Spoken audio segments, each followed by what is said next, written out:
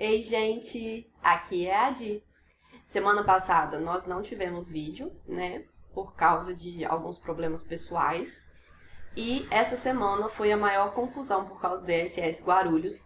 Quem me viu lá no Instagram viu que eu trabalhei hardmente montando todo o planejamento. Eu acho que foram... Nunca trabalhei tanto na vida. Foram 3 dias, assim, de trabalho muito intenso.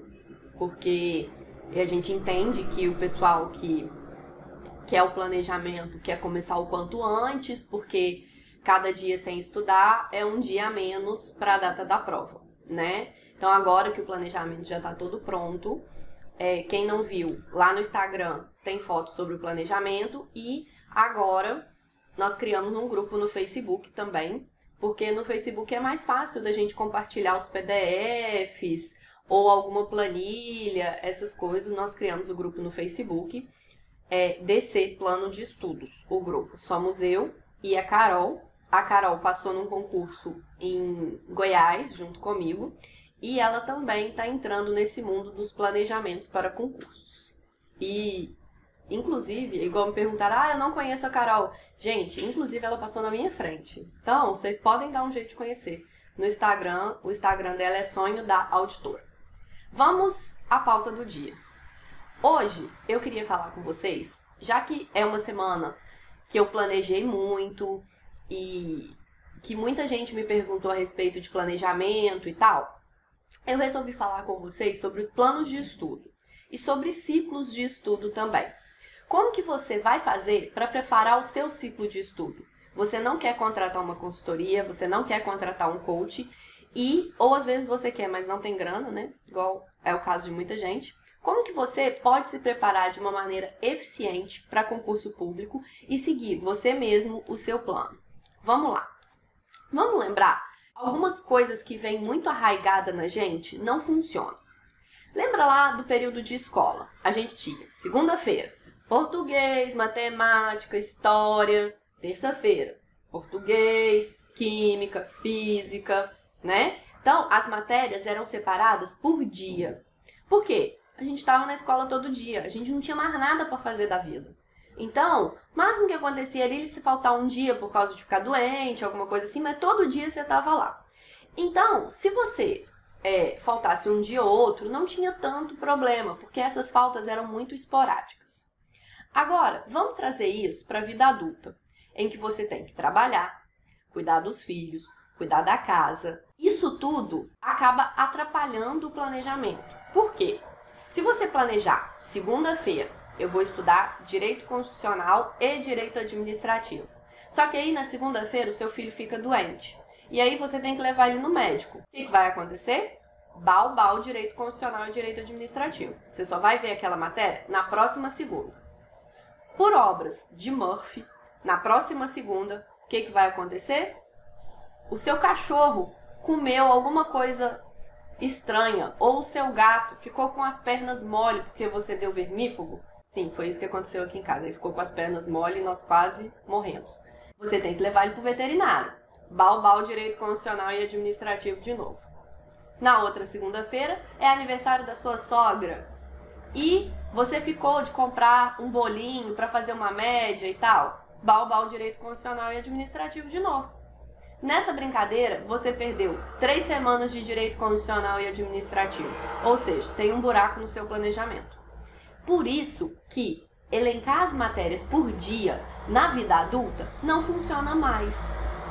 A gente precisa mudar o jeito de planejar. E como que isso é feito? Isso é feito com ciclos de estudo. É o que eu aprendi lá quando eu estava começando os meus estudos. Quem dá essa dica muito importante é o Alexandre Meirelles, que fala sobre estudar por ciclos de estudo. Foi o que eu adotei no meu primeiro ano de preparação, quando eu não tinha consultoria, nem coaching, nada. Eu elaborei um ciclo de estudos e segui ele. E é o que eu adoto hoje com os alunos da monitoria que eu dou. Como que funciona um ciclo de estudos? Você vai elencar as matérias e elas vão ter uma ordem. Essa ordem é a ordem que você vai seguir, independente de qual dia da semana seja. Então, vamos supor, vou dar um exemplo de um ciclo de estudo com 3 matérias, só para o exemplo ficar mais fácil. As matérias são português, raciocínio lógico e direito constitucional, tá? Então, você vai seguir nessa ordem que eu falei. Vamos supor que na segunda-feira você teria que estudar raciocínio lógico. Você estudou direito constitucional lá no sábado, né?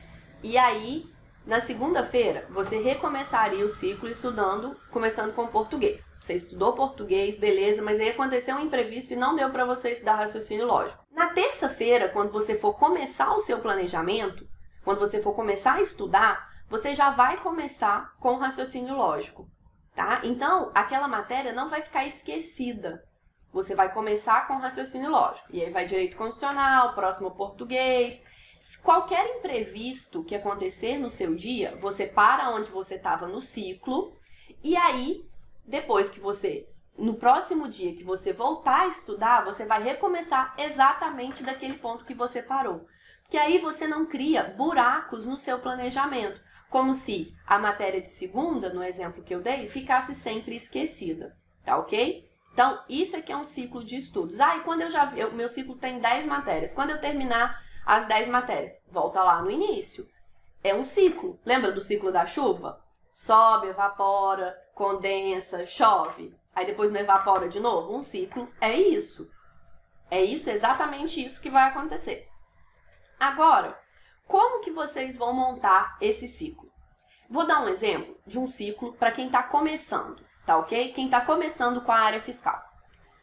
O ciclo básico envolve 6 matérias. Então, você vai começar com essas 6. Mas cai 10 matérias na área fiscal, cai 15 matérias na área fiscal. Eu não posso começar com as 15?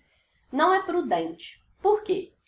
Você vai estar começando com 6 matérias que muitas das vezes você não tem intimidade com essas matérias. Você nunca viu elas na vida, ou se viu, foi de uma maneira que não era voltada para concurso.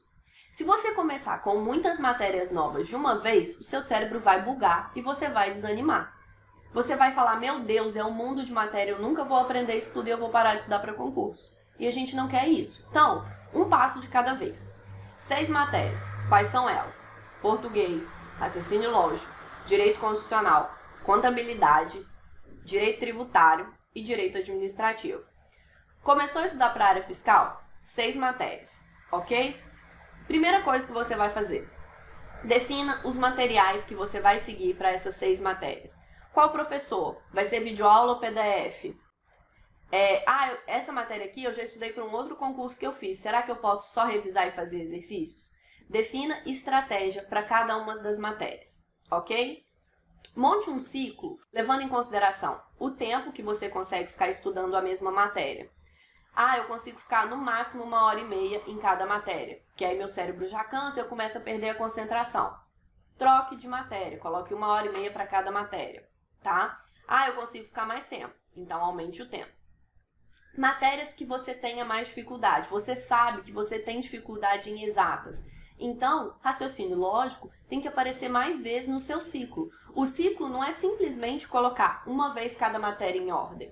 Não, você pode colocar português, raciocínio lógico, direito constitucional, direito administrativo, coloca raciocínio lógico de novo. Então, em uma rodada do seu ciclo, você vê raciocínio lógico 2 vezes, tá? Então, o ciclo, ele precisa ser condizente com a sua realidade. Se você viu que o curso de contabilidade é muito extenso e que você vai demorar uma vida para ver ele, se você ficar vendo sempre só uma vez aquela matéria no ciclo, coloque ela mais uma vez no ciclo. As matérias que são mais difíceis, que você tem mais dificuldade, que tem um conteúdo mais extenso ou que tem maior peso na prova que você vai prestar, no caso de fiscal, é direito tributário e contabilidade, elas precisam aparecer mais vezes no seu ciclo. Você vai priorizar, por isso que o ciclo é muito individual. Não adianta você pegar um ciclo copiado de outra pessoa e seguir exatamente aquele ciclo. O ciclo tem que ser preparado para você. E o mais indicado é você mesmo preparar esse ciclo ou contratar uma pessoa que, conversando diretamente com você, elabore um ciclo só para você. Porque o ciclo que eu coloco para um aluno mais experiente estudar é diferente do ciclo que vai ser usado para um aluno que está no nível intermediário, tá ok? Então, o ciclo tem que ser feito de acordo com as suas dificuldades. Beleza, coloquei 6 matérias no meu ciclo. Eu vou esperar eu esgotar todas essas 6 matérias para incluir novas matérias? Não, você não vai esperar. O que nós vamos fazer?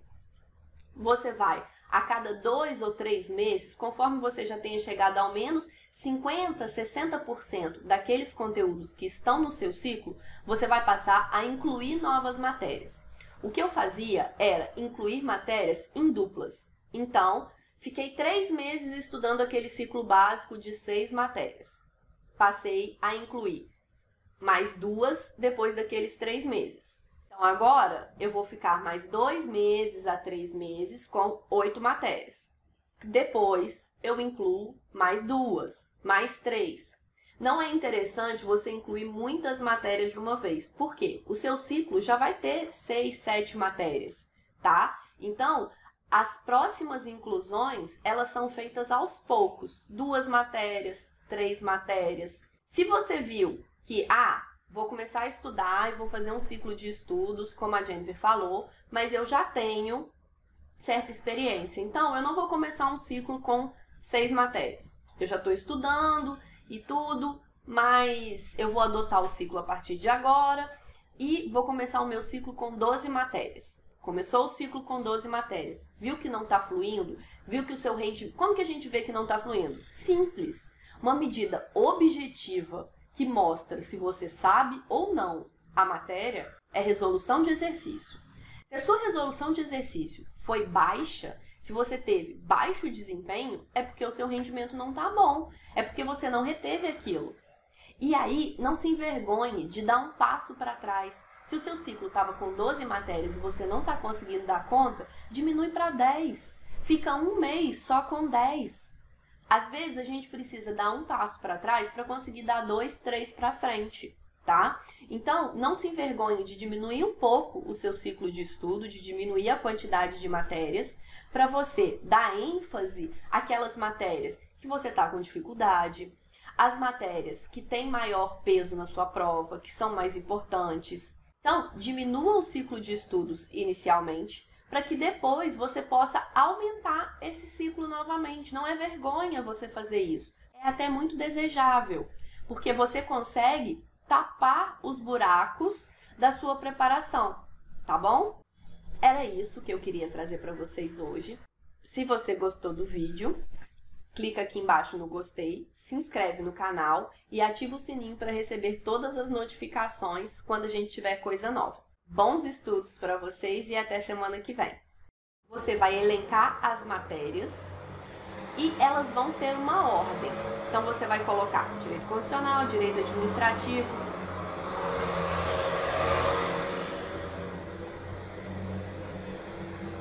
Volta tudo. Ok. Como que funciona o ciclo?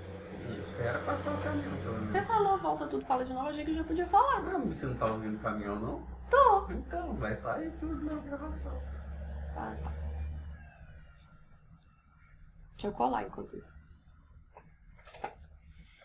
Posso? Por que você tá me olhando? Ué, passou o caminhão, agora pode. Você é o meu diretor. Você tem que falar o que eu posso e o que eu não posso fazer. Por que você acha que eu espero você pra gravar em casa? Claclete. Claclete. Cebolinha. É o que então? Claquete. Claclete.